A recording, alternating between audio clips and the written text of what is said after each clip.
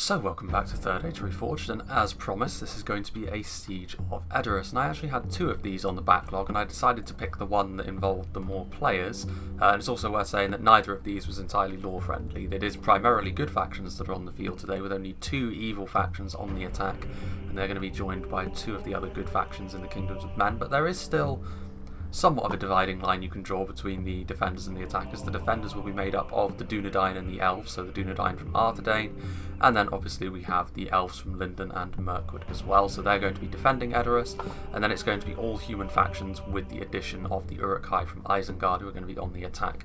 So I think we'll go through the attackers first of all, and considering I just mentioned them, we will go and see the Isengard army first of all, and this is going to be played by Vetplague, and Isengard, considering they are the only Orc faction, and even then, of all the Orc factions, they're probably the ones that focus least of all on their numbers and have a little bit more quality throughout their army, so even so, you would still imagine that they would have more numbers than some of the other Kingdoms of Men that they're going to be joining in attacking EDORAS today, and Isengard, of course, attacking EDORAS is very much in their DNA.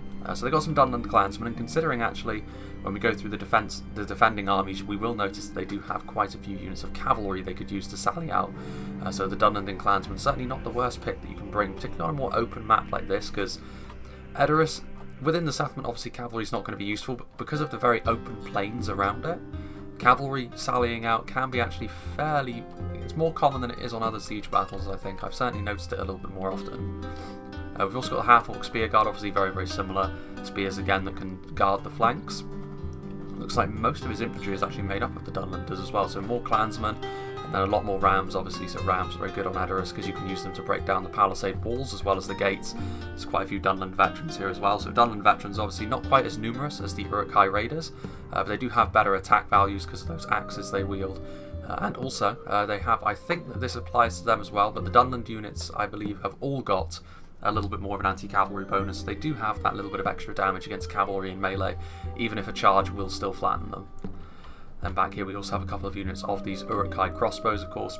Isengard very rarely are without their crossbows, just because they're so good, whether it's a siege, offensive or defensive, or on the open field. The stopping power that these crossbows offer you is too good to pass up, whether they use them against cavalry coming towards them, or whether they use them within the settlement later on to try and kill those defensive positions, we shall see. And then we've also got an Isengard Ballista, which to my mind is certainly the strongest piece of siege equipment in 0.96, and will probably be the strongest in 0.97 as well, because it offers catapult levels of damage whilst having the accuracy of a ballista. Obviously it does have the slight downside that it has to have a very sort of linear line of fire. Unlike a catapult which can shoot over things a little bit more easily, you can get a bit of friendly fire if you're not careful with positioning on the ballista. But even so, very, very damaging in the right hands. Several units of the upgraded Uruk-hai infantry, so they're going to be the heart and soul of this Isengard army, in conjunction with the Nazkai and the guards of Orthanc. So very much the elite force here. I'd imagine this is going to be committed a little bit later, and the Dunlanders will be the ones that are committed in first with the half-orc spear guard. Now, the second attacking army, we have the other evil faction that's on the field today, Neo-Dunulko, who in the previous scenario we saw had a really torrid time of it based on the composition that he was given and what he was asked to try and go up against. Hopefully this time he has a better time of it. He's playing as Rune, which Rune's AP overall is going to be useful against Arthedain's defenders in particular. He's also got some clan Eastron crossbowmen, I should say. So again, that's more crossbows. Could be very, very useful late on, or even in the early game if the cavalry decides to come after Rune. Having a look at the centre of his army as well. So we've got some Variag mercenaries, looks like some Eastron hunters and some Lokanar Rim, so pretty diverse archer line that he's brought. And again, so in conjunction with the crossbows, this means he's gone for a little bit more of a ranged focus, which on EDORAS maybe not the worst thing, because EDORAS is quite open. Attacking archers can get into position and shoot from even outside the walls. I've also got several units of the Loke units of Gamprim, Flagrim and Scionrim. So the Flagrim obviously the AP infantry, Gamprim, the halberds with their AP, and then the Scionrim, just sort of standard heavy spearmen, but I guess standard is the wrong word to use for the Scionrim. They're definitely on the upper end of what spears are capable of. Not quite as good as something like the Citadel Guard because they lack the AP, but certainly around that sort of cost and that sort of tier, especially in terms of how tough they are. A little bit further back, we've also got some more ranged units actually in the Baltroth Tribesmen and the Dragon's Wrath Crossbowmen. I'd be interested to see if they can actually be used effectively here. Getting the right line of fire on these guys is crucial, but if you can, very, very effective. then the general is in the Carmel's Chosen. Very, very good general's bodyguard unit, multiple HP, heavy infantry. Heading over to the other side, we have Cardlin, who's going to be played by Tundra's Fox. Several rams, of course, and he's obviously got some civilians as well, just to pad out his line. Cardlin don't want for having sort of cheaper units that you can use to pad your army out with. It's definitely one of the things you can do with them. Greenwatch Garrison Spearmen fall into that category as well. Very, very low attack values, but good at absorbing arrow fire with those decent shields. Back here, Greenwatch Garrison Archers, again, cheap archers, very much the way to go in 0.96.1, so not surprising to see them there, in addition to the Miniscarithan Archers with their shields and their armour. Again, you very rarely see Cardin without their Greenwatch Garrison footmen either. These pikes need to be careful because they could be shredded by the very strong archer factions that they're going up against, but if they wait their time, the pikes can be very effective against Mirkwood in particular. Hearthguard of Amon-Sul, going to be the General's Bodyguard unit, again giving Cardin a little bit more survivability at range, in addition to some Miniscarithan Sharpshooters, so obviously AP infantry combined with crossbowmen, some swordsmen back here as well, some pikes, and then both of the units are very elite infantry. We have the Tharbad Warhammers, and then the non-upgraded Dunedain captains, but very much some tactical geometry going on here, which he probably knew that they were going to bring some cavalry, so that's why he set up like that, and it could end up being a very wise decision indeed. And then the final attacking army, we have Ending Flame, who's going to be playing as Dol Amroth. So he's got some civilians and some Doran Ernil swordsmen, so the militia swords for Dol Amroth. They're a bit of a rare sight. You can see back here as well the Doran Ernil archers, non-upgraded.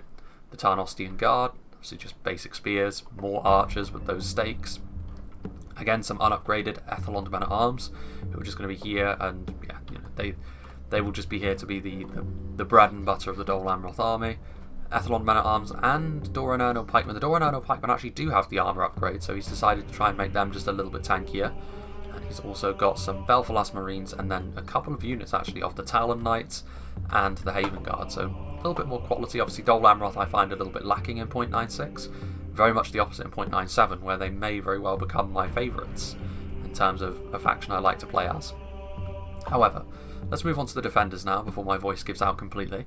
And we have Inarius, who's going to be playing as Mirkwood. We have Lord Griffiths, who's going to be playing as Lyndon, who sent me the replay, so big thank you to him. And we have Mark XMD, who's going to be playing as Arthedain. All of these factions have got very effective range tools. Lyndon a little bit more close range with their javelins, Mirkwood and Arthedain both with very, very effective archers. So we've got some Hiri Alth, which the more elite variant of the Mirkwood line infantry, very, very efficient, and they'll be able to carve their way through most of what is facing them in terms of the attackers. The Talon Knights may be the only line infantry that they struggle with a little bit. We've got the Hetherley Tower, also known as the Woodland Realm Axemen in the upcoming patch. Obviously, dual-wielding Axemen means that they're going to have a little bit more in terms of skill, good damage as well, but they do have to be a little bit careful because obviously lack of a shield means that they may very well be focused down by enemy archers. Up here on the hill, we've got some 4 Linden archers and some Harlinden infantry, also so some Linden forces, some archers. The Harlinden infantry as well, very, very efficient line infantry units. Evendim spearmen and Arthedain pikemen, so Arthedain probably going to be packing on the numbers a little bit more than the elves here, because obviously, you know, to make up for their shortcomings a little bit in that department. A little bit further down the other side, we see more Evendim spears, Harlinden infantry and 4 Linden pikemen. Harlinden infantry once again. 4 Linden pikes and Arthedain pikes, so pikes are certainly something the defenders are not going to lack for here. Thurney Tower, Harlinden infantry once again. Obviously the Thurney Tower and Hetherley Tower very much similar in terms of looks, but one's a bowman, one is the dual-wielding axeman. Some heavy spears as well in the Hiri Ek, and more heavy infantry in the Hiri Alth. Heavy swordsmen in the Hiri Lung. And then he has got some of the basic units as well, to be fair, the Thandrimi Erin. So just some basic spears. And over here it looks like this is where most of the cavalry is going to be. So we have the Grey Company from Arthedain, so the mounted rangers obviously potentially extremely damaging. The Dagnirim Iki Erin, which are not mounted rangers, but still a very, very damaging horse archer nonetheless. And they are going to be, well, leading the way is going to be the Noldorin Horse Lords, who are already forcing their way out of the gate. And then they also have the Knights of Anubis and the Abranon I Nanwaith, which, again, that's multiple HP spear cavalry as well as 2 units of knights. So this is a substantial cavalry force. And honestly, I think going after Rune would be the right way to go. I mean, Neo Denolko had a torrid time of it in the last battle. I hope he has a better time this time, but they are the most vulnerable to a quick cav charge, I think, here. And that's obviously why the cav deployed on that side. So we've got some Dunedain rangers up on the hill, Harlinden Guard and Dunedain Peacekeepers also, so this is where we'll start to get into a few more of the elites. Mithlon Marines, obviously very strong. Arthedain Marksmen, Arthedain Marksmen and 4 Linden Archers. A Trebuchet on the hill, needs to be careful of the Isengard Ballista. Noldorin Guard and the Delupeng EM and Duya, so more rangers and more heavy infantry. Mithlon Pikes, Mithlon Marines, the Athalion Inanwaith, which of course the Palace Guard, very, very powerful. Then we've got some Hiri Lang, and then back here in the town centre, more Peacekeepers, Noldorin Blade Masters, Wardens of Elos Tyrion, more Pikes as well. We've got some Banderbras Archers, Aradirith Amon Lank, and another unit of Pikes. So Arthedain certainly going for the numbers approach here, just sort of being a foil to the quality that the Elves have certainly brought. And this is actually a situation where I'm actually going to back the defenders for once. I feel as though most of the time when the defenders are outnumbered, I always look for two factions in 0.96.1 to be able to tip the balance in the defenders' favour. One, of course, is Khazad-dûm, and the other is Linden. So I feel as though the defenders have got all the tools they need here to do a lot of damage. It will, however, come down to how well they can use their cavalry. This is a big investment. If they're able to do a lot of damage to at least one or maybe even two of the attacking armies, I feel as though they're in for a good time. So without further ado, let's begin. And we won't need to wait too long for things to get going, I think, because all three of the defensive players are going to be coordinating their cavalry together. Linden, with only the single unit to micro, is probably going to have the easiest time of it. Arthedain and Merc would both have to micro those horse archers. So who are they going after? Are they going after Isengard? That would be a little bit more of a bold move, I think. It's possible that they're actually going to split up a little bit, I think, here, rather than forming up a death blob. I think what they're going to try and do, maybe try and charge into those Easteron crossbows. Nope, they've stopped. The Mirkwood cavalry, the Elk, moving forth. They need to be careful here, though. Although I think one of the reasons why they may be coming over to go for Isengard might be because there were no archers in the composition that we saw, only crossbows. So the Grey Company is going to have a huge range advantage. I mean, the Snaga are here as well, so as soon as the cavalry crosses a certain threshold, as soon as they get in range of both the javelins and the crossbows, probably won't be too efficient to go after Isengard, especially with all of these spears around, and Dunlanders. But even so, not the worst idea to go after this army with your horse archers. You can see the Dagnerim also heading out to the other side. Yeah, they are going for Isengard. They're really swarming around Vetplague's army here. They need to be far more careful than this. This is a little bit careless. They're under attack from something, so I would assume the Dagnerim are in range. There's a few arrows embedded in the floor here and a few dead Snaga. What are they actually going for, though? Looks like they've abandoned the artillery piece for now, so they are actually sort of retreating their ballista crew to within their army. So this is a problem that Isengard do have to try and conquer. I'm actually a little bit surprised they are going after Isengard, just because Isengard have got a bit of a reputation for being very efficient at zoning out cavalry, but considering the composition, considering the lack of pikes, considering the lack of walks, maybe it's all okay. You can see here the Grey Company getting a few pot shots into the rear of this central infantry force, the upgraded Uruk-hai infantry, which presumably were going to be saved until later on, taking a little bit of damage very early in proceedings here. You can see there the Noldorin Horse Lords also zooming around, very, very swift cavalry, of course, from Linden, not particularly heavily armoured. The Baranon Inanwaith also buzzing around with intent, and the Dagnerim also squeezing in. These knights are so close at this point. I mean, the crossbows are a little bit too far away at this point. I mean, they are now reloading. Are they going to charge in here? They are not. Well, they are actually. The Knights of Anubis are going to charge in, and this will do a lot of damage off the charge. You can see, obviously, elsewhere in the battle, we're already going to be seeing the gates start to fall. But yeah, the Dunedin clansmen, you don't want to stay in melee with them too long. But off the charge, they are still militia units, so they will still break under substantial pressure. Noldorin Horse Lords still on the periphery there. This is a little bit unfortunate, though. You can see the Dagnerim are being focused down. They are getting far too close to the crossbows. Crossbows are going to be able to easily wear down the... Well, there are no hit points on the Dagnerim, I should say. So yeah, Dagnerim very much vulnerable to ranged fire. And there really isn't any dead horsemen. Actually, there is a single dead Knight of Anubis, which you could say... There goes the gate on the other side. The Mirkwood spears already in position waiting for them. Yeah, I'm actually surprised these Dunedin clansmen are not breaking yet. This is going to be a little bit of a theme early on in the battle as all of these rams continue to knock down those walls, but they did actually charge into the veterans and get a few kills. The Abranon. They're going to charge in once again here, the Knights of Anubis, so again, over time this is really going to wear thin on Isengard's numbers, and then they'll have much less to defend their lines with. And you can see there the Knights of Numinous just doing a huge amount of damage off the charge on the Dunedin veterans. They may have a slight anti-cavalry bonus, but they're still not going to be able to stand up to a charge from some of the heaviest knights in the game. Meanwhile, you can see there the Grey Company up on the hill shooting right along.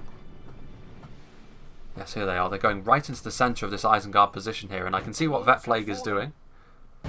What Vetplague is trying to do is sort of guard his more elite units in the middle, but he's clustered them together, which is perfect for the Grey Company. That body piercing is going to be able to do a lot of damage, so he's hitting crossbows and infantry here. Really a 2-for-1. The Abranon Enanwaith are also charging into the side of this Dunedin Clansman formation. Wasn't really the best position for a charge, I don't think. But still, damage is damage. We will go and have a look over on that side of the battlefield, I think, in just a moment. The Noldorin Horse Lords are now actually charging in as well. You can see that the Dunedin veterans, I think, were sort of trying to move to surround as soon as these cutscenes are ended. I'm sure there's a way to turn those off.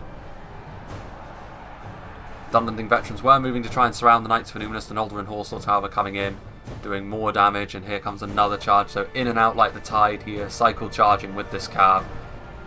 Not an extremely swift charge, but even so, you can see how far the Knights of Numinous were able to just sort of go through that unit then. Meanwhile, the Abranon has taken a fair amount of damage actually, and that can only be from the crossbows. So far, the Mirkwood Cavalry seems to have been the ones to have taken the vast bulk of the damage here.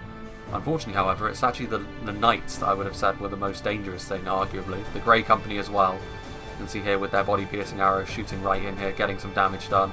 The Dunedin veterans are in ruins. This is a lot of Isengard's manpower. I think now we will just have a quick look and see what's happening over here. You can see actually the Hetherley Tower threatening to charge forward, and they will actually be able to get here, but they are also taking a lot of range fire. This is the problem with the Mirkwood units here that they have sent forward. No shields. And Tundra's Fox in particular has also got a lot of those ranged units in conjunction with those Doran Ernil archers from Dol Amroth. They have the potential to just sort of sit out here on the periphery and start trying to skirmish them down. And Arius may be getting a little bit greedy with these Hetherley Tower, because they are almost certainly just going to get overwhelmed by infantry units that are outside the gate. I mean, there's nothing of huge quality here, but the numbers that are facing them are simply too much. And yeah, and they're already breaking and routing. So, back over here, where Isengard continue to try and stand up to this cycle charging. The Grey Company continuing to shoot in. The Abranon Enanwaith also still alive. Rune now starting to knock down sections of the wall and gates themselves as the Knights of Numinous come in here once again for another charge on more of the Dunlanders. So you can see here that the Knights of Numinous have taken a few losses over time. But it's not the end of the world, because they have certainly put a huge dent in the Isengard army. The Isengard army is looking much less numerous now, and that is a bold charge. The clansmen are here. They could start doing a bit of damage. You can see there that the Dunedin veterans, that was a unit I think of 100, and it's already gone down to just 30. And that is the power of knights. The Noldorin Horse Lords are also here. Very, very powerful indeed. The Abranon is still alive, but they haven't had quite such a good time of it, perhaps because they got too close to the crossbows. I think the Grey Company are now just going to retreat. They've taken a little bit of damage actually. Yeah, and the crossbows have been the thing which have saved Isengard here. Without the crossbows, I think Isengard's army would already be on the verge of complete collapse. They have managed to save their ballista though. Here comes the Abranon again. Maybe a little bit of a charge that was too bold. I mean, this is a cav unit that had already lost a lot of its manpower, and it charged right into a bunch of spears. Certainly not worth it. It should really just follow around some of the Arthedain and Linden cavalry and just charge where it charges, just to add a little bit more potency to them rather than just suiciding into spears like that. Rune, meanwhile, there's actually some battle sound effects going on there. So have Rune decided to move in? They have. So we can see here that the Scion Rim are fighting off against the Thandrim Erin, and the Thandrim are actually having the best of this engagement, which surprises me a little bit. I'd have thought the Scion Rim would be able to defeat the Thandrim Erin. Over here as well, the Flag Rim. The hill might be having something to do with it, but I can't imagine that fatigue would allow spears like this to win. Surprising, but still. There is also all of this range support and now all of the infantry support from Mirkwood as well, so you can see that through this gap the Flagrim are trying to support their allies, but they're immediately going to be stopped by an even stronger unit, the Hiri Elves, which they will almost certainly have the better of a melee engagement with the Flagrim, but once again it's going to be the ranged units from the attackers which are going to be the saving grace here, I think. You can see that the Carmel's Shadow Bow, so attacking rangers already using their ammunition, and they're going to be able to use their body piercing to go right through this blob of infantry, and that includes Hiri Lang. You can also see that the defenders are being very aggressive, which I like, and you can actually see that there is a good reason for that. The runic Dragon's Wrath crossbows were the target of the heavy elven spears, but they are just going to be sort of sent packing by a combination of all of the runic missiles. Let's have a look and see what's going on the other side. Do we have more melee engagements? We do. And once again, actually, it's a bit of a strange one because we have a sort of counter-attack from the heavy elven spears, easily going to be able to defeat the civilians. But we also have the first engagements within the settlement. The Dora and Ernil swordsmen have charged in, but they are also going to be stopped dead in their tracks. But this is actually an engagement I would back the Dora and Ernil swordsmen in, because they're militia swordsmen, and that should be sufficient to beat the militia spears from the Ebingdom spears. The main issue may be any sort of missile support, but there's a lot of engagements happening all throughout the map already, which I'm actually pleased about. The Greenwatch Garrison footmen have actually managed to get into the settlement and get into a position where they can attack, but unfortunately they're not really in the best of formations. The Hiri Out have managed to sort of wrap around them a little bit, which is not ideal. You can also see over here that the Tarnostian Guard are very much depleted, with 13 Tower marching into a better position. The Miniscarithan Archers shaken actually, as well as some crossbows from Cardland also getting into position. But they are shooting into the back of this Hatherley Tower, and that should allow this glut of Cardland infantry to move in. So yeah, certainly you can see on the minimap that the cavalry sort of phase has largely come to an end, at least for the time being. And now all of the attackers are actually being very aggressive with what they have. The Baltroth tribes have been trying to use their javelins, but they don't really need to use their javelins at this point. They're probably going to get more friendly fire than anything else, as their archers are doing right now. They can just let their infantry do the business, and that should be just fine. That should be sufficient. I mean, over here is where they're struggling a little bit more. They should absolutely be trying to focus down the Hiri Lang. Meanwhile, over here, once again, another gap in the wall, and they have managed to surround this unit of Thandram Erin, so the Flagrim now, in conjunction with the Scion Rim, certainly going to be able to silence these Elven Spearmen. Isengard are probably going to be marching towards the settlement at some point. I mean, I can imagine why they're still reluctant to, with that cavalry still buzzing around them. But the Isengard manpower would be very, very useful, particularly on this side, to help out Rune. Especially seeing as Rune might end up running out of infantry sooner rather than later, because they've gone for a very missile-heavy army. And if Mirkwood can weather this storm, they might be able to start chasing Rune right back out into the open field. We shall see. So over on this side, where the attackers seem to have had a little bit better of a time of things.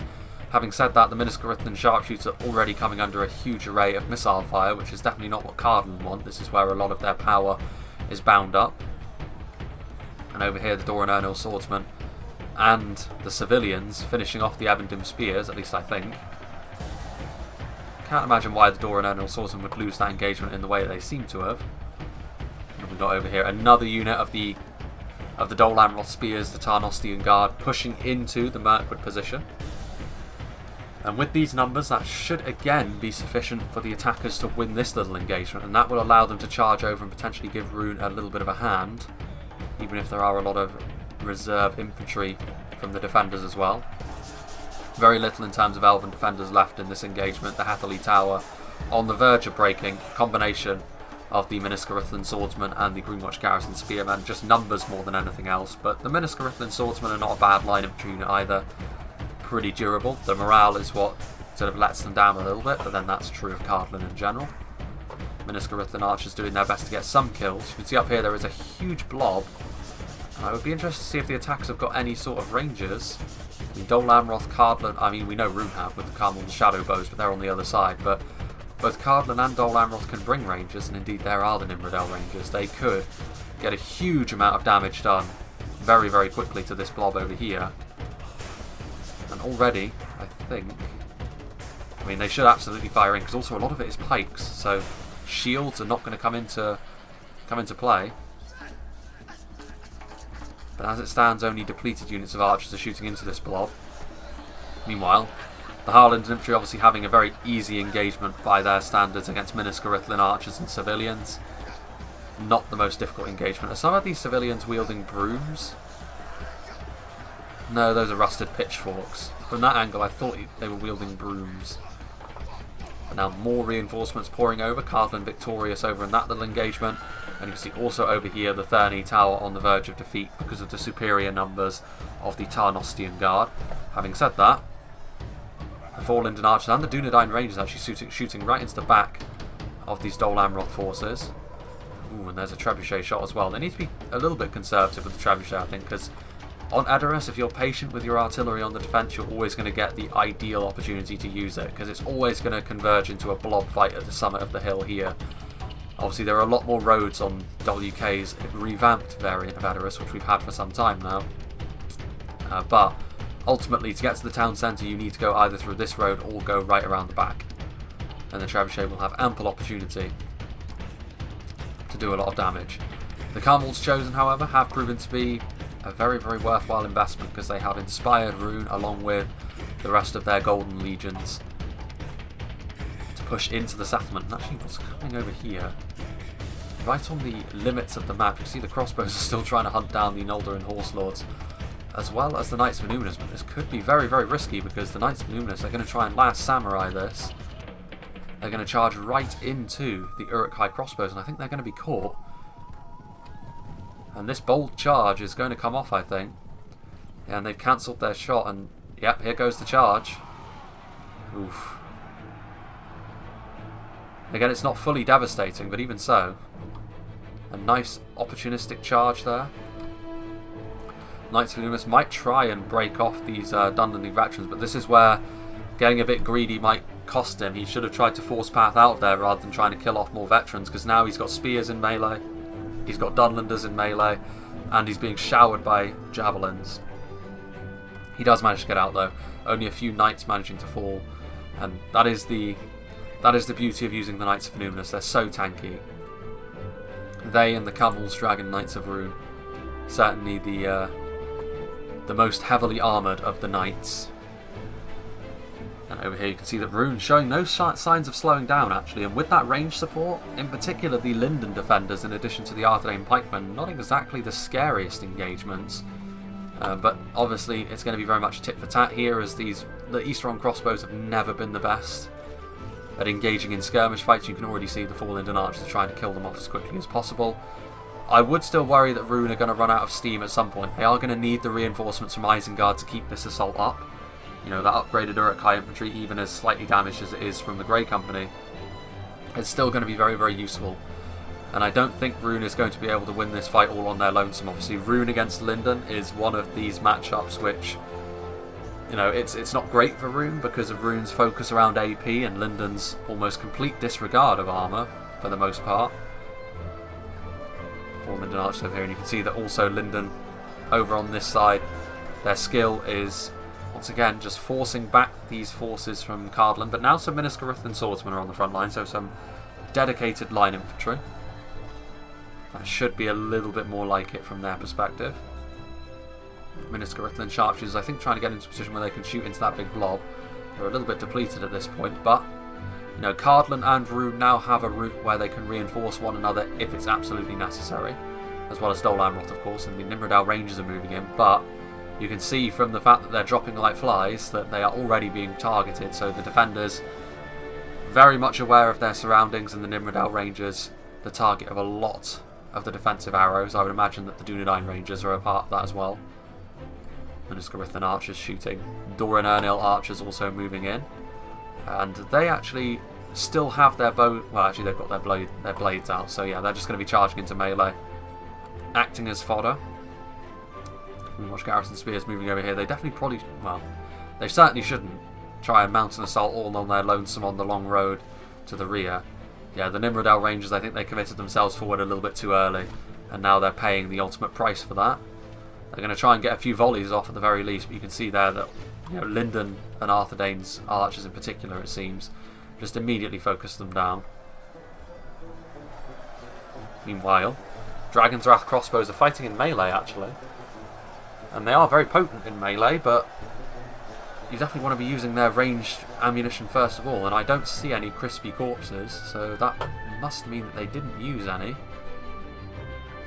Some Eastron crossbows down here, the Carmel's shadow bows are in here, which to be fair, the Carmel's shadow bows, as far as attacking ranges go, were able to get some pretty decent volleys off in over here. Some Narim also over here. I think Isengard are finally starting to make their way to the settlement. Sorely needed as well, because over time the Linden front line is going to grind down the runic resistance, especially with some range support as well. A few units from Arthedain also fighting. Greenwatch Garrison archers, more reinforcements being committed to this front line, and at this point the Harlingen infantry is actually being overwhelmed. The Doran Ernil archers and the Ethelon men at arms coming forward, and that's a lot of men which are now just barreling down upon this defensive position.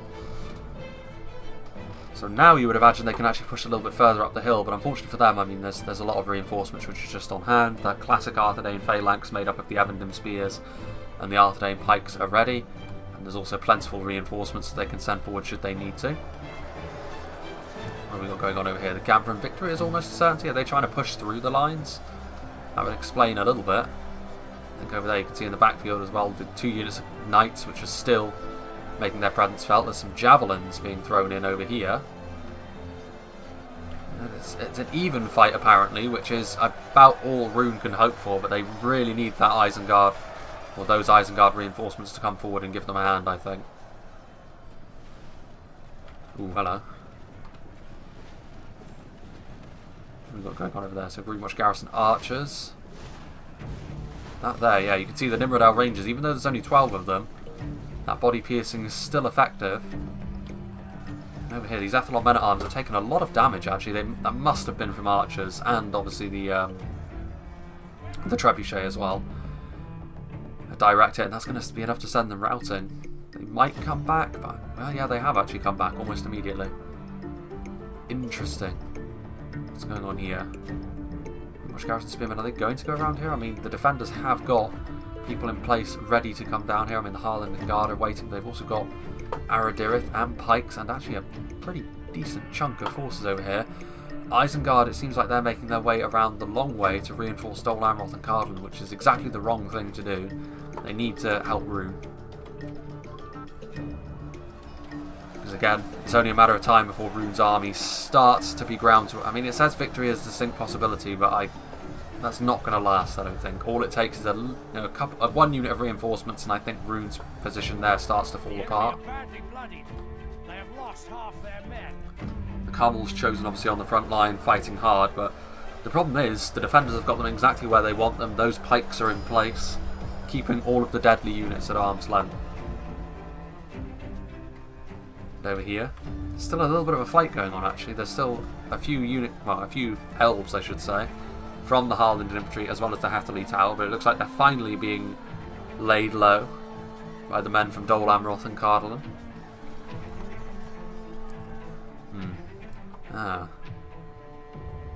And there is a march going on this way. I would wonder if these marksmen would shoot down into them. I mean, they are Greenwatch Garrison footmen.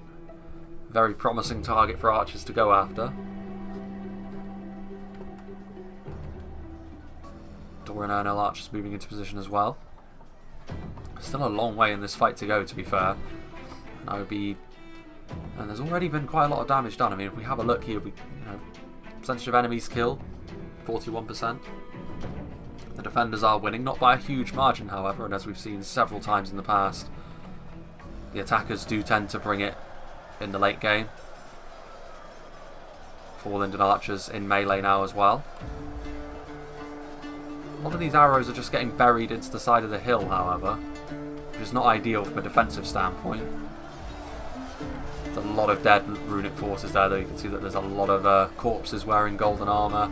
Rune are being forced ever further backwards, and I still don't know why it says victory is a distinct possibility for them. They're clearly losing this fight. Absolute madness. The Baltroth tribesmen looks like they're out of ammunition. They pulled out their little karambit knives. But they're not really going to be the heroes that Rune need in melee, certainly. Rune do still have a few units back here, but it's ranged units. I think Rune's army is kind of running out of steam a little bit here. Again, I'm really surprised that Isengard have gone around to the other side, because it just allows the defenders to focus more of their attention on the side where 3 armies are coming at them. Makes the defenders' job just that little bit more simple. Simplistic. Still a little bit of damage being done to these Arthedain pikemen and Evendim spearmen.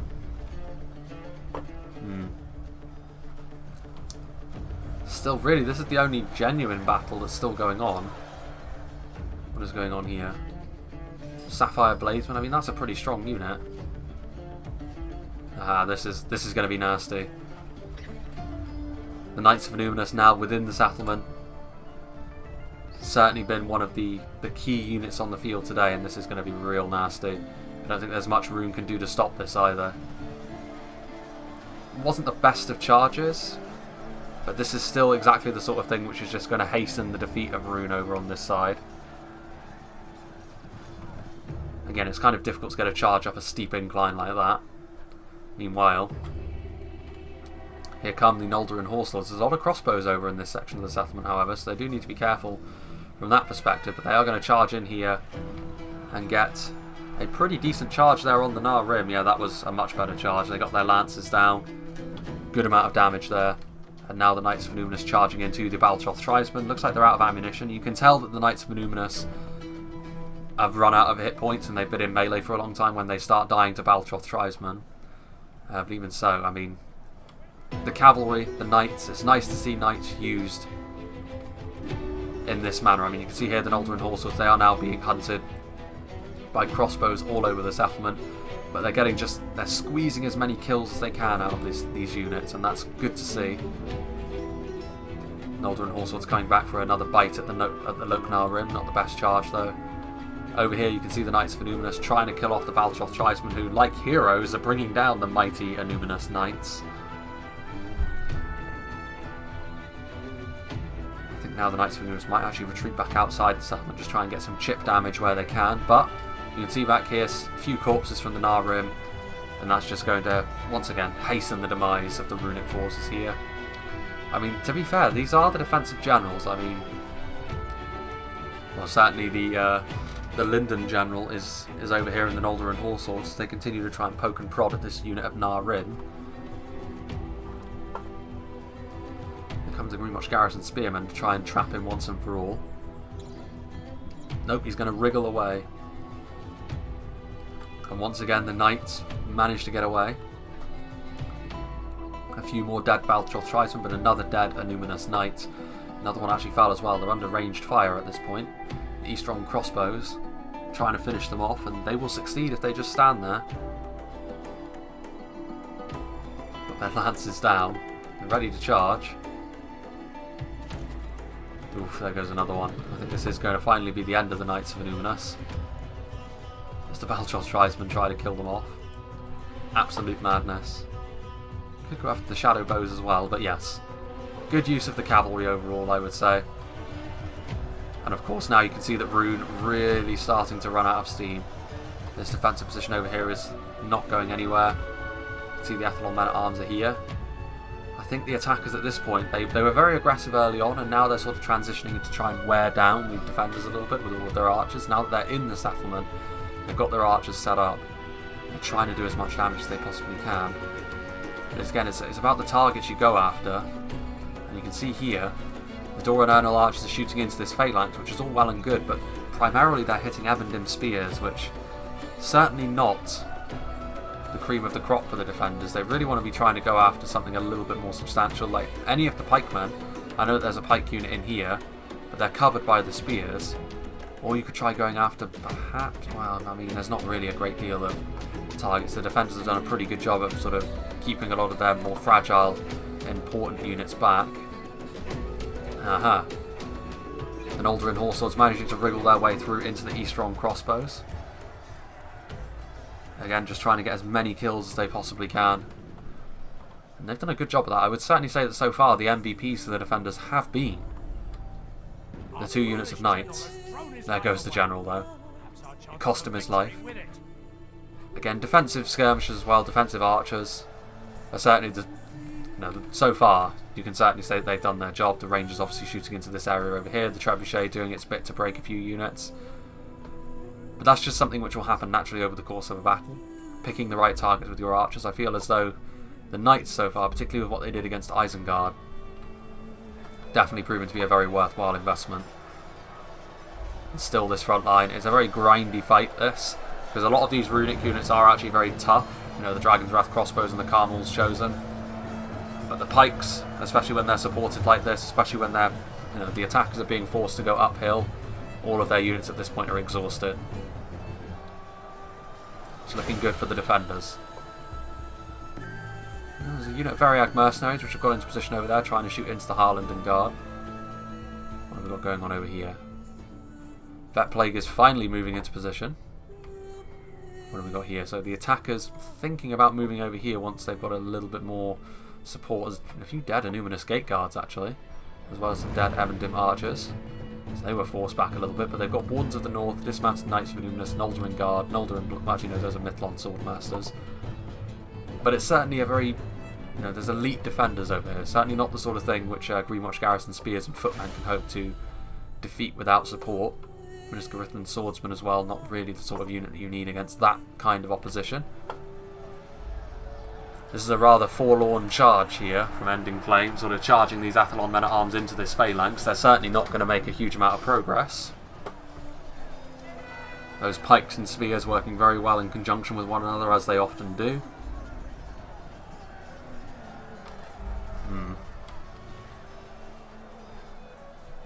Again, arrows flying overhead. What have we got going on over here? Dragon's Wrath crossbows. Victory still seems...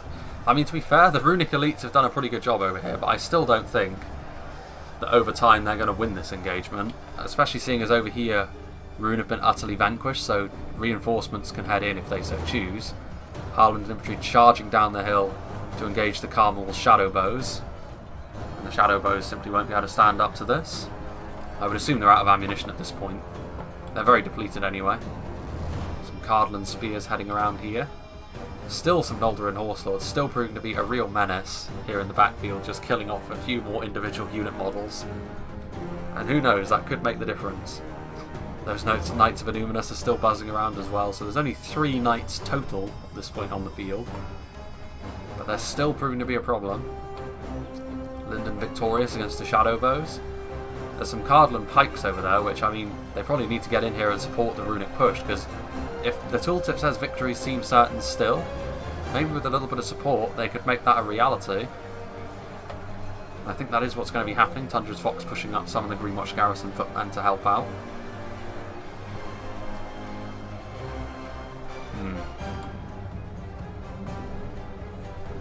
Evendim Spearmen up on the hill as well. Doran Ernil archers fighting. And again, archers, basic archers like that are out of ammunition, not really the sort of thing you need to crack through a defence like this. And this Arthedain defence is going to stand pretty solid. It's the pikes which are going to be what really makes them stand up to any sort of scrutiny in melee. Not only that, but they've also got another unit of spears that they can put into reserve.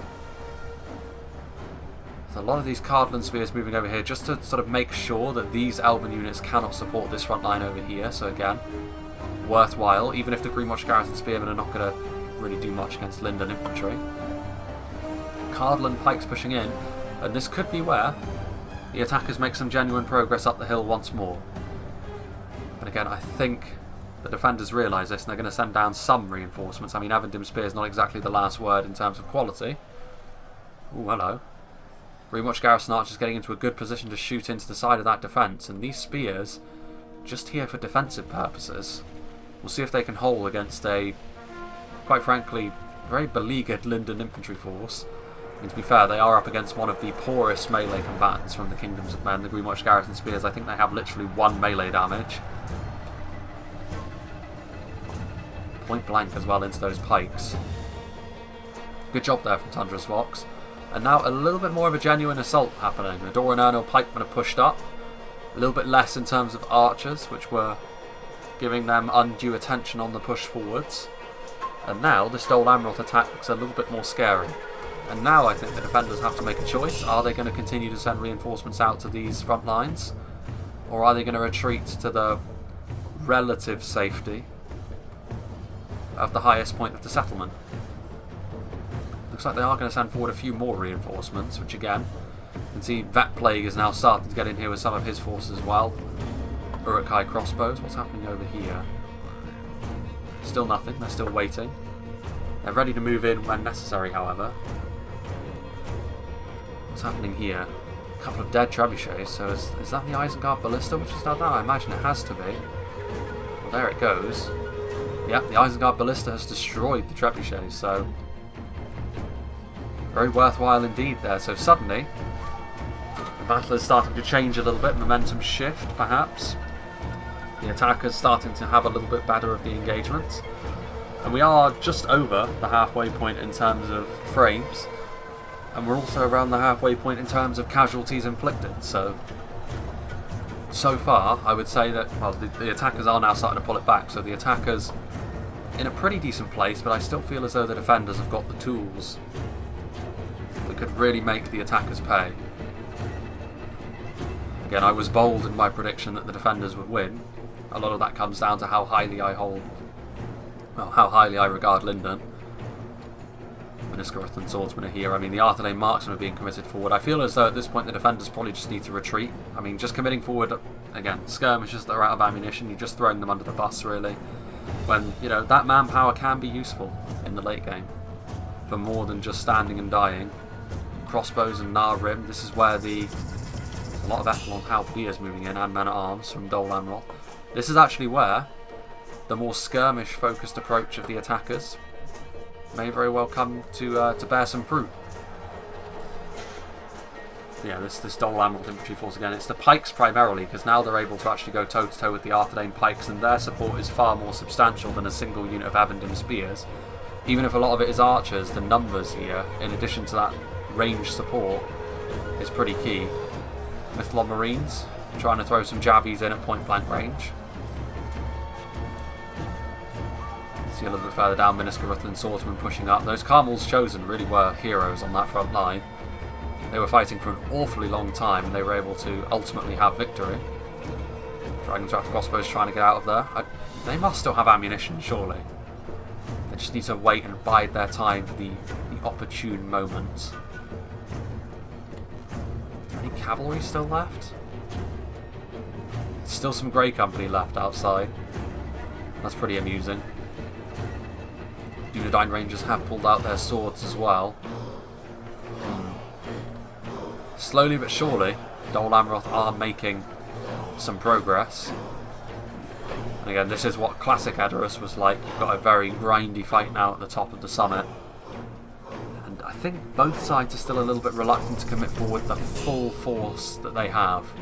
You can see there the Delupeng, Em and Dwyer getting into position, and this body piercing going right down the line could be extremely potent. They're trying to get into position over here to start shooting into the side of this formation. The Delupeng, of course, as Elven Rangers, have got 6 missile damage rather than just the 5. Some javelins into the side there as well. Talon Knights are on the front line as well, so yeah, this is definitely a worthwhile target for the Delupeng. The Talon Knights, of course, multiple HP heavy infantry units. Again, I feel as though they're actually a little bit underwhelming, but even so, it's still not the sort of threat that you can ignore. Underwhelming for their price, not in terms of effectiveness. Manatar, Romen, Guardians moving forward, obviously Cardin's most potent crossbows. There's still a force down here, but again, the defenders might be starting to feel a little bit claustrophobic as the attackers continue to move forwards. Mithlon Marines still here. Javelins doing their best to do some more damage. Dunedain Peacekeepers holding down the front line alongside the Arthedain marksmen.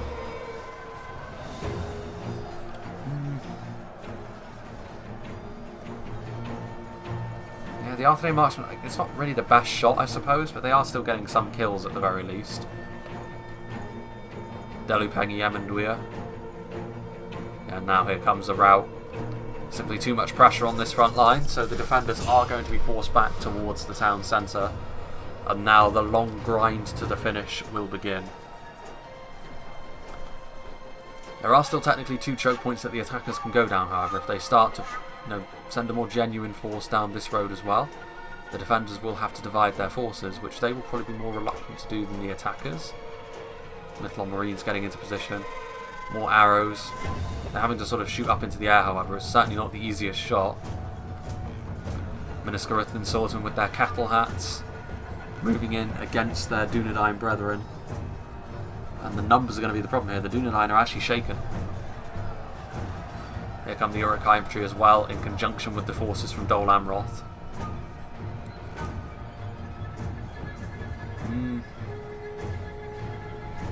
That's a lot of javelins that just went into that big blob there. A blob which consists of Talon Knights and pikemen, so very worthwhile to shoot. Once again, the Mythlon Marines trying to do what they can. Not as good of a volley, that one. At this point, a little bit more spread out, the attackers. Still, these peacekeepers continue to fight on, although I can't imagine that will last for too much longer. They'll probably break and fight to the death at the very least, because there isn't really a clear avenue for them to fall back to the town centre. Trying to go after those Talon Knights, I would imagine. And again, I feel as though if the defenders are going to defend this area, yeah, now they're starting to send out some more infantry. So some peacekeepers, some Mythlon pikes, because at the moment they've only got skirmishers in melee, which Dunedain rangers are not bad in melee. And Mythlon Marines make for very good line infantry, in fact, but you know, you need to send forward something a little bit more substantial. You can't afford to continue throwing skirmishers under the bus, and I think the defenders, they're in danger here of trying to preserve the lives of their elites for too long. I mean, at this point, if I were one of the defending armies, I would commit some of my elites to this fight over here. Force the attackers to commit forward some more men, and then try and use the body piercing of your rangers to maximum effect once you've managed to sort of bait the attackers into blobbing up too much. But that's just me. The defenders here playing the long game, and it may yet work out for them, we'll see. Still a long way in this fight to go after all. Nor an Ernil pikeman defeat seems certain now with all of this additional infantry. Mythlon Marines, Dunedain peacekeepers, the pikes are also in here as well, those Mythlon pikemen. Very, very strong unit of pikes at that. These Dunedain peacekeepers are still fighting as we sort of get in close. They've actually gone from wavering to shaken, so they feel maybe a little bit more confident about the situation now, in spite of it looking pretty grim for them. I do like the look of the Dunedain peacekeepers. Ever since vanilla, the battle-ready Dunedain look I've always liked it. Even more so in the next patch when they're trading in their spears for an axe. I feel as though that fits the aesthetic a little bit more. Athelon halberdiers are starting to move forward, so I think most of the Isengard army is pushing forward, which is good to see. The rest of it, where is the rest of it in fact? It has to be around here somewhere. I mean, Dunedin clansmen, yeah, there's the Isengard ballista, so looks like a lot of the attackers are sort of leaving their elites a little bit further back here, waiting for the opportune moment, which is going on back here. So we see some Dunedin clansmen trying to charge after the Grey Company. The uncoronated Aragorn unfortunately seems to have died earlier in the battle, but still Isengard, even at this point in the battle, is being forced to deal with the cavalry, and it is sort of siphoning off a pretty decent chunk of the infantry over there. Meanwhile, a very, very large engagement now, a huge blob, and obviously with the colour schemes, particularly of Linden and Dol Amroth, blending together a little bit, it's going to be quite difficult to sort of see where the front line is. Linden's helms are really where we're going to have to sort of judge that, with their sort of plumes and the sort of bronze look of their helms. You can watch garrison footmen pushing up. Half-orc spear guard holding on the front line as well, but the quality of the infantry on the front line is now in favour of the defenders once again. So the attackers may have to try and do something a little bit different. I mean, they're trying to use their archers, but it's not really the best angle for them. The Emendim archers trying to get in position, they're having to shoot way up into the sky after all. What are they going after? I think they're going after the Athalion. What's going on down here? The enemy are badly bloodied. They have lost half their men. A little bit of a push here from the attackers as well. So the Minotaur Roman Guardian is going to try and get into position. And this will be enough to do an awful lot of damage, and the dismounted Knights of Illuminus know it, so they are going to retreat. Going to try and retreat behind the terrain. The Wardens of the North are here as well as the Illuminus Gate Guard, so the defenders might be tempted here with this sort of ranged pressure that's being pushed forward to retreat all the way to the top of the hill and try and use the terrain to make it so that the attackers can't really use their crossbows in the way that they would want. Although Arthedain may have got the memo, I don't think Linden have. Linden, in fact, are going to charge down the hill, doing the exact opposite, being aggressive.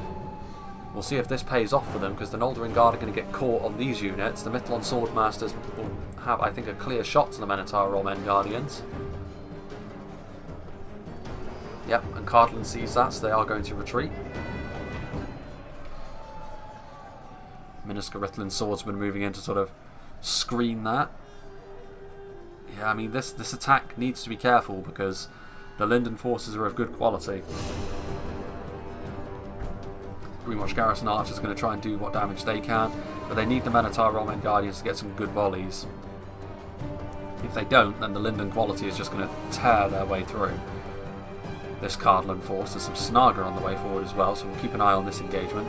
Arthedain at this point are going to move back down the hill, seeing that Linden have been a little bit more aggressive with it.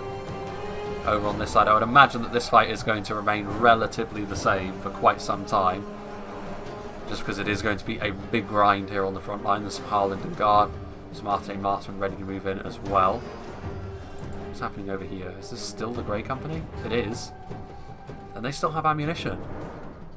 So they're going to be able to sort of try and poke and prod away at the back of these halberdiers, which is a good target. And that body piercing should be enough to do some pretty decent damage as well over time if Dol Amroth don't realise this. Good play there from Arthedain. Sneaky indeed. Conserving a little bit of ammo. Meanwhile, some very... oh, hello, that was the Isengard Ballista. Should probably be using... if they're going to shoot into the infantry blobs, they should just use the fire ammunition. Some very depleted Mirkwood forces are being committed to this front line as well. Dol Amroth pikes continuing to sort of jostle for position, acting as the anchor to that line. Meanwhile, I think... oof. Sniped. The Isengard Ballista destroying the Arthedain General there. Meanwhile, Minotaur Romen Guardians, Snaga Skirmishers.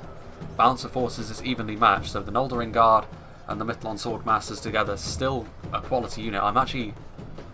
ooh, this is questionable, this. The Knights of Illuminus not coming down to support. Dishonour is theirs this day if they leave their elven brethren to just die down here. Because the elves are doing what they can.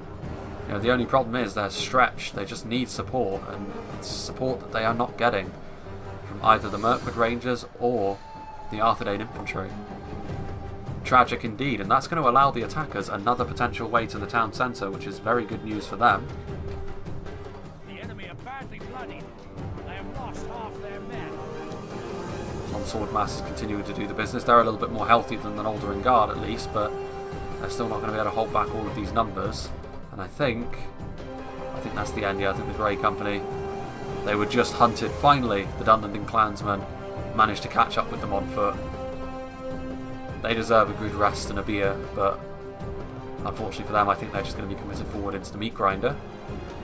Athlon Halberdiers and men-at-arms can now move forward, but still, the Grey Company managed to get a few kills on those Halberdiers, doing what they can for a unit that's already done so much. That's just a little bonus. Hearthguard of Amon Sul are up here as well. You can barely see some of these infantrymen now, considering all the corpses that are around. And once again, Dol Amroth. Still, the defenders have the quality over here. The Dol Amroth pikes are on the front line, trying to shore things up. But the problem is, both Arthedain and Linden have got their own pikes on the front line, and also the infantry that they've got is just of higher quality. Mithlon Marines. Also, they've got some very depleted Mirkwood forces anyway. Amendham Archers trying to do what they can as well. The attackers do still have a decent amount in reserve, however. Talon Knights moving forward, still some elites. And with the pressure on the backfield as well, could be just what they need. You can see here the Snaga are actually broken. The Minotaur Roman Guardians are still fighting. These Mithlon Swordmasters have probably done a little bit better Well, they have done better than the Noldorin Guard. In the course of battle, the defeat seems almost certain. Yeah, more reinforcements heading over. Dunedain captains, Tharbad Warhammers, so a pretty substantial force actually. Cardlin's elites are all over here with the support of those Snaga skirmishers. And the announcer doesn't fancy the chances of the defenders.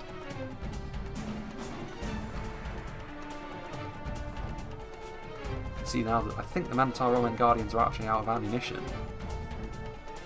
considering they've pulled out their melee weaponry.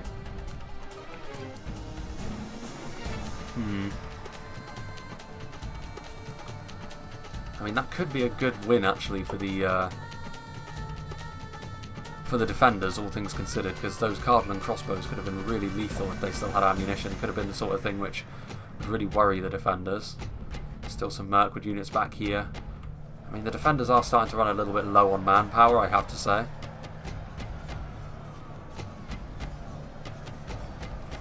Mithlon Pikemen as well. Victory seems certain still.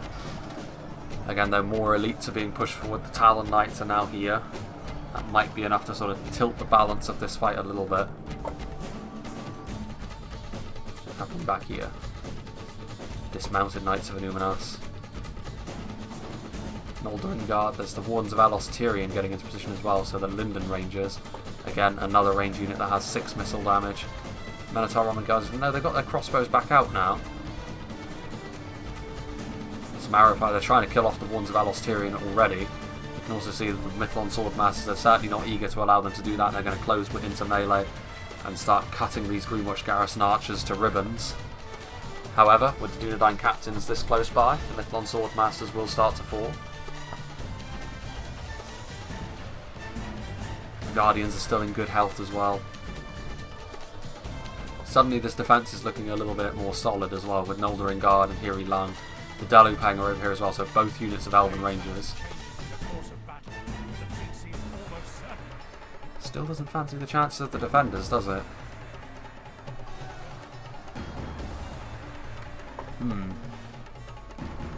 Let's head back over the town centre and see what's happening on this engagement. I mean, I suppose it just comes down to sheer manpower, as it often does in a siege like this, where the defenders may not have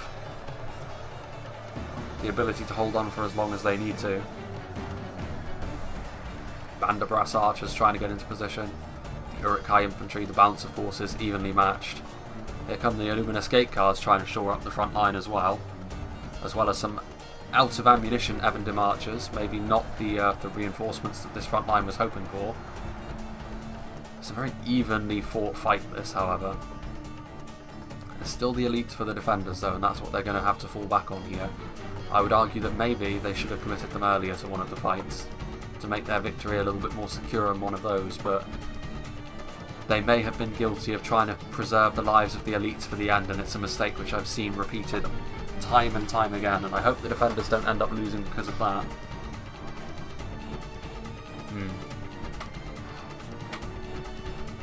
Victory seems certain. Only a fool could lose this battle. It's unsurprising when they're only up against Greenwatch Garrison archers, but they could be getting a point-blank shot from the crossbows, which is enough to kill off a good amount of them. They're wavering as well. Just a few more sword mass as well, and then it will be up to Cardlin how they want to try and deal with this defence, because the Wardens of Alos Tyrion will clearly sort of start killing off any javelins and crossbows that get into a firing position, such as these Snaga skirmishers. You can see immediately the Wardens of Alos Tyrion start to knock their arrows. And needless to say, Snaga not exactly the best at taking arrow fire from even the most basic archer. And the Wardens of Alos Tyrion are among the most damaging. Actually retreating though, so this could be the start of a retreat right back up to the Golden Hall for the defenders. It could be interesting. I mean, usually we don't see a fight within this part of the settlement. Usually the battle is decided before that. And see now that with the Talon Knights on the front line, things are looking a little bit better for the attackers, but then there's also the Band of Brass Archers shooting in, getting a very nice shot in. Some Dunedin clansmen being committed to the front line. Just more meat for the grinder at this point. Hearthguard of Amon Sul still waiting again. The morale buffing effect of the Hearthguard of Amon Sul will really really help out this assault. And there's still a decent amount of reinforcements to be committed as well, including the Nazkai and the Haven Guard. Which, I mean, if the defenders were hoping to rely on their elites, Nazkai and Haven Guard, they best hope that they have some support to help deal with them. There's also the Dunedain Captains and the Tharbad Warhammers still, which this is the danger if you're the defenders of just trying to conserve the lives of your elites. The attackers will have them as well. And if you don't give the attackers a reason, to commit forward their own elites, they're just going to have them in the late game at the same time that you have yours. In addition to, probably, superior numbers. I think it may have been a trap which once again the defenders may have been guilty of falling into. We'll see. Again, I could be wrong.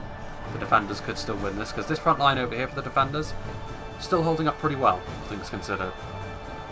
And the attackers may also be falling into the trap of not committing forward enough men. I mean, they could just commit forward everything and try and just smash this defence to pieces. Instead, they may be the ones that are being too conservative as well, so again, we'll see. And actually now, we're actually starting to see some movement from the defensive elites. The Knights of Illuminus are being sent forward, stronger than the Talon Knights. This could be just a ticket for this defence to hold that for a little bit longer. So Dalupang also moving back over here after having held this front line.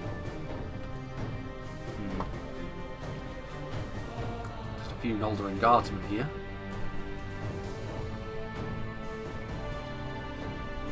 And I feel as though Cardin a little bit reluctant. I mean, there's just this one archer. He's going to have the ammunition of his entire unit at this point. So it's going to take quite some time for him to make too much of a dent in the Warns of Elos Tyrion, especially if he continues to miss his shots like that.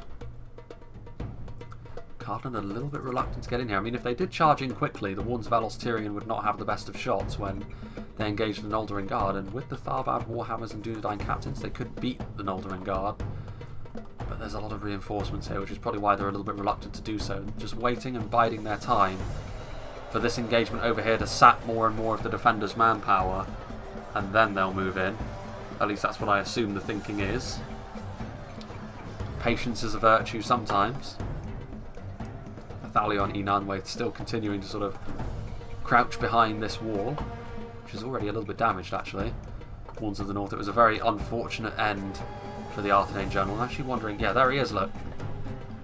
His dead body. After having been bisected by one of the shots from the Isengard Ballista. These Banderbrass archers must be doing pretty well for themselves. What are they actually shooting at? I mean, they've just pulled out their swords, so they're going to be committed to the front line, I think. So the hobbits are now in here. I think that's a unique unit model. Who is that? Is that Sam? I think that might be Sam. So he's going to be moving in. Into the meat grinder with him. And it says victory seems certain for the attackers over here now, but I can't help but feel as though that's a little bit optimistic with the Illuminus, well, the Knights of Illuminus in particular at the centre. And there's still a fair few Talon Knights and men-at-arms, I suppose, and now with more and more halberdiers being committed forward as well. I suppose that makes a certain amount of sense. The defenders need to commit forward some reinforcements at this point though, because they've already committed forward a lot of resources to try and hold that defensive position. I noticed the Warns of Elos Tyrion were sort of moved off, which is going to allow this road back here, make it a little bit more of a attractive proposition to attack through, although the Hiri Lang are here. I'm not quite sure what Inarius is trying to do here. I mean, he's sort of moving in and out with his swords. It's not really going to accomplish anything. Especially not with the Snaga right there. The Dalupang and Emondwia are still at the top of the hill, however. They're a more depleted outfit now than the Warns of Elos Tyrion were. Speaking of the Warns of Elos Tyrion, they're getting into position. The damage they can do may very well prove to be, well, I say that. Immediately and unsurprisingly, the Miniscarithlin sharpshooters start to focus them down. I mean, the Dalupang, this happened to them as well, so I mean, it can't really have come as much as a surprise to Lord Griffiths. As we are now into the final 10,000 frames, The defenders have lost more men, so that is a real sign that the attackers are probably going to have victory here today. The Wardens are going to retreat. Well, both Wardens of Elos Tyrian and of the North are going to have to retreat. And again, I feel as though how much the defenders decided to commit and when they decided to commit to their front lines may have been what did them in here. If they committed their elites earlier, I feel as though that would have worked out, but as soon as they didn't, you know, drip feeding reinforcements into a front line like this, it didn't really work out for them. And I feel as though that is what is deciding this match ultimately. A couple of Noldorin guardsmen here, a couple of the officers facing the horde of Greenwatch garrison archers as the Delupang continue to try and get as many kills as they can. There's still elites back here, as I said, but once again the attackers have got elites of their own, so it's no advantage for the defenders, which is why I would have committed them sooner. The Band of Brass archers are now in melee. You can actually see that this front line at this point is starting to look very thin on the ground. More and more reinforcements being committed forward. There are the halberdiers, now there's even more of the Dunland clansmen. It's looking more and more like the Band of Brass archers are the last line of defence out here. What is going on down there? The Isengard ballista crew. And you can see now, just in time to see these forces start moving. The Guards of Orthanc and the Nazkai. I would imagine the Haven Guard and this unit of men-at-arms will move in not far behind them. Nimrodale Rangers still just about alive. A lot of these are at Kai Infantry also. The attackers don't have a huge amount left, I suppose, when you look at it just over here, but you have to consider that most of Cardin's army left is over on the other side. Just a single Noldorin guardsman left alive. Which actually has worked out pretty well, that little engagement for the defenders, just because two Noldorin guard have kept those low tier archers in melee for so long. The Delupang have got a lot of damage done to them, but it's not a particularly decisive engagement as far as the picture for the whole battle goes.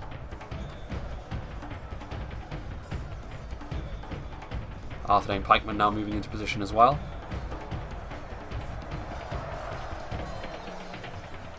Oof, that's a lot of crossbow fire as well.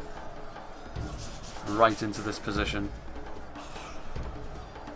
Noldorin guardsmen moving forward as well. I don't know if it's worth it at this point, but I mean, if the defenders are intent on trying to hold this position, then they should absolutely commit forward more than just a single unit. Once again, they've been guilty of this same thing which I've criticised time and time again, committing forward singular units to a defence which is clearly failing.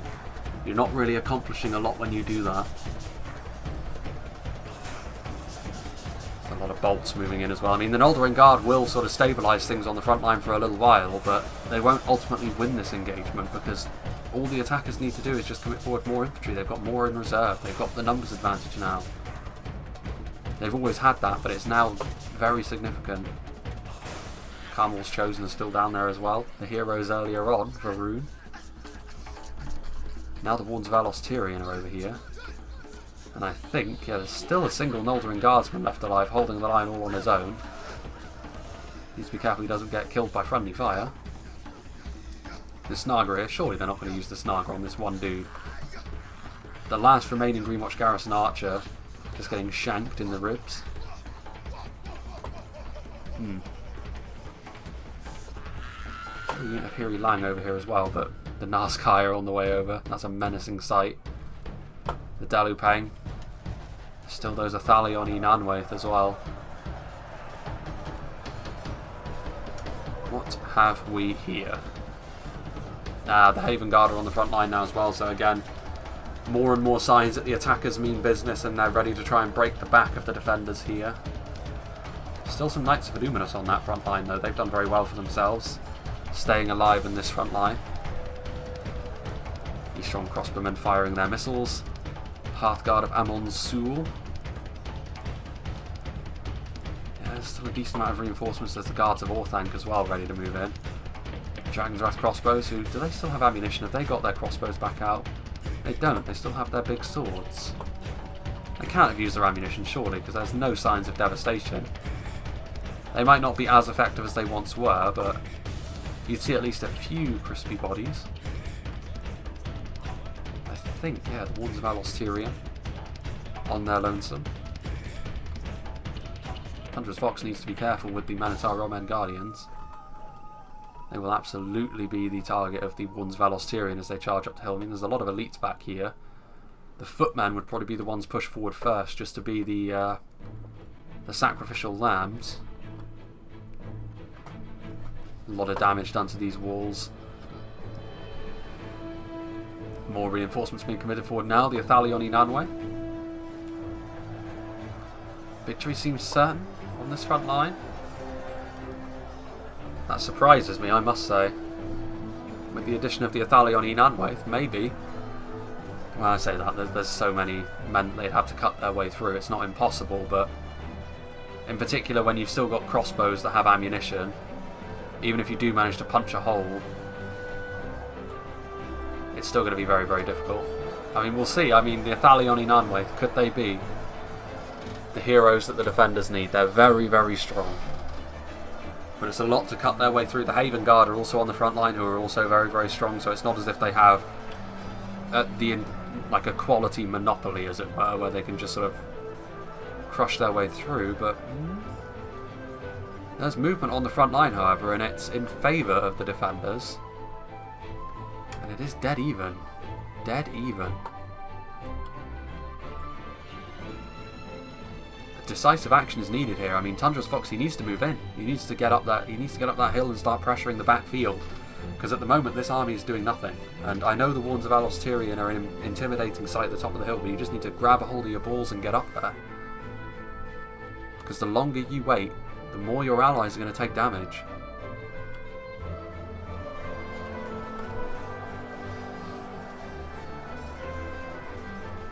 All of these pikes on the front line still acting as a very effective anchor. I still feel as though, you know, the presence of the crossbows and just the numbers of Uruk-hai infantry that are surging forward will still leave the defenders leaving too much to do.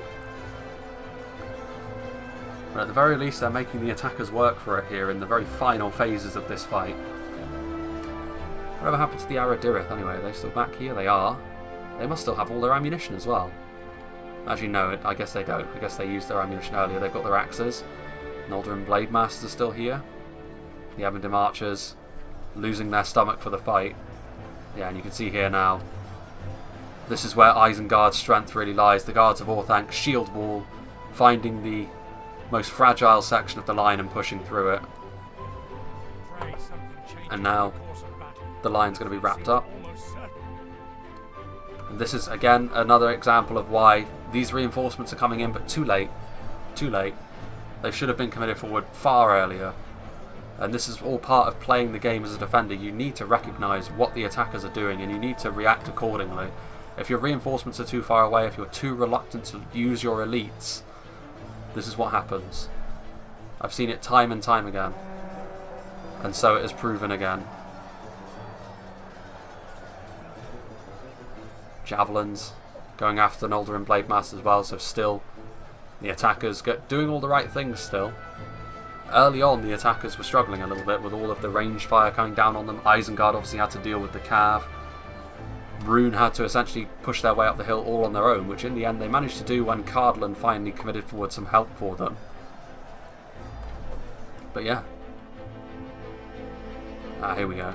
Surely now, yeah. The Nazkai were the ones that ultimately had to lead the way.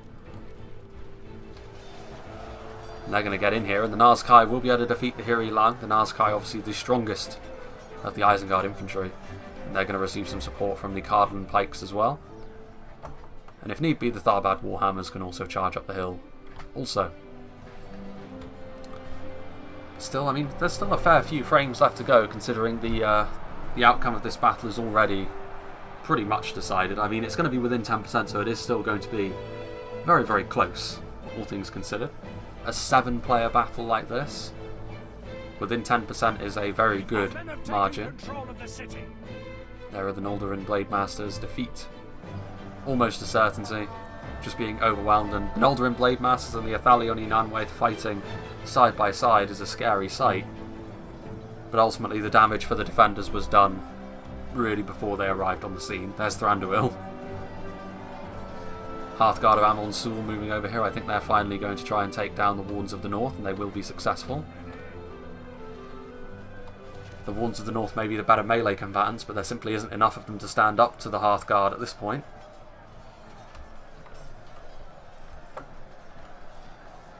Aradirith are on the front line as well. I mean, they're very good as well. Bit of a personal favourite of mine also, just because of their AP and melee, the nice axes that they have, combined with that Mirkwood skill. Our men have taken control of the city. Let's go and see what's happening on the rear road. No support for the Nazkai still. I mean, again, I think Tundra's Fox has been a little bit guilty of not just sort of charging in there and getting the job done. Isengard did it, and I've never seen Vet Plague before, so he must be a new player. I know that the Rangers are scary, but, you know, just get in there. Smash this defence to pieces. Northern Blade Masters. Well, there goes the Isengard General. Isengard are the ones that are basically paying the price here for Tundra's reluctance to charge in. Very surprising. For a player that plays the Misty Mountains so much, you must be used to, at this point, getting stuck in and dying in droves.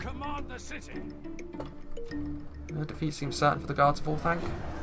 The Athalioni none, yeah, but it's just a matter of numbers at this point. You can see Imrahil with his Haven Guard.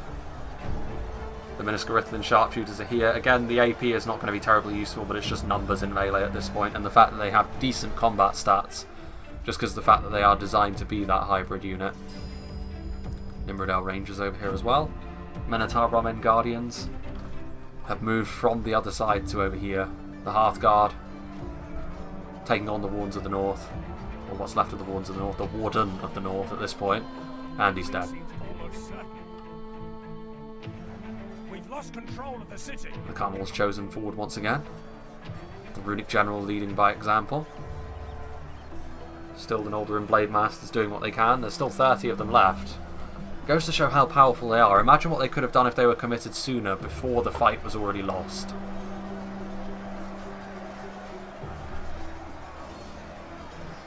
Thalion Anwith as well. Defeat seems certain. Thranduil at this point, the numbers are just abandoning them. Has Tundra decided to move in and support the Nazkai? Our men are in command of the city. Yes, he has. Good. The Dunedain captains are here now. And that's going to be the final nail in the coffin for the Hiri Lung and the Dalupang Em and Dwyer. And that means that the Wardens of Elos Tyrion will be next. There's still the Tharbad Warhammers down here as well.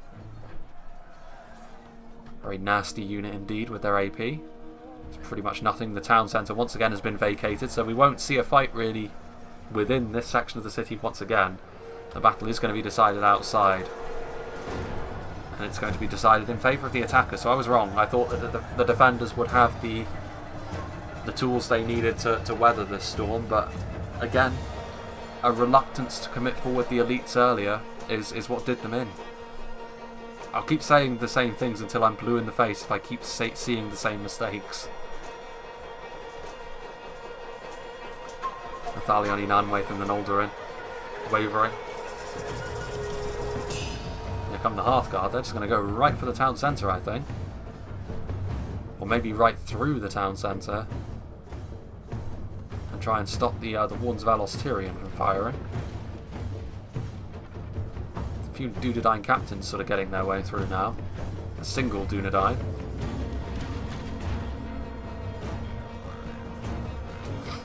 Well, he has managed to interrupt their firing at the very least. And now he's got some of his friends. And now the Tharbad Warhammers are on the way up, so yeah, this is the final stand for them now. The Hearthguard actually interacting with these units that were perpetually routing is going to be enough to make them return, but I mean, it's not as if any of them are going to pose much of a threat to an elite unit like themselves. Thranduil is still just about alive. Noldorin Blade Masters are routing. So the Athalion Nanwaith are actually in melee for longer. The Balchor Sapphire Blazemen as well, with their large curved swords. Blade Masters are not going to be allowed to return, however. The Hearthguard are going to stop them.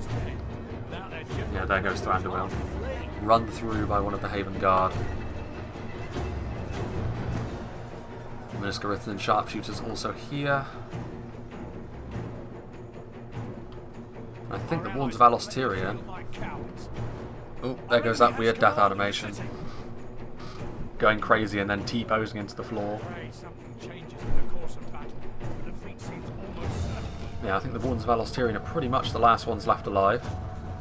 Tharbad Warhammers on rushing. See here the Hearthguard of Amon Sul trying to pad their own kill counts by going after the low-hanging fruit. Our allies have fled the field like cowards. Yeah, there they go. So yeah, the Wardens of Elos Tyrian, the last ones left alive. So let's go up to ×2 speed, because it's been a long old battle, this one. Just to sort of offset the fact that my last two have been under an hour in the ruins of Dol Guldur and the defence of Eregion. And a very good fight it was as well, actually, all things considered. I mean, yeah, within 5% is a very close battle indeed. Our enemy has command of the city. Elos Tyrian just sort of hanging on in there, even with the Sapphire Blazeman coming on.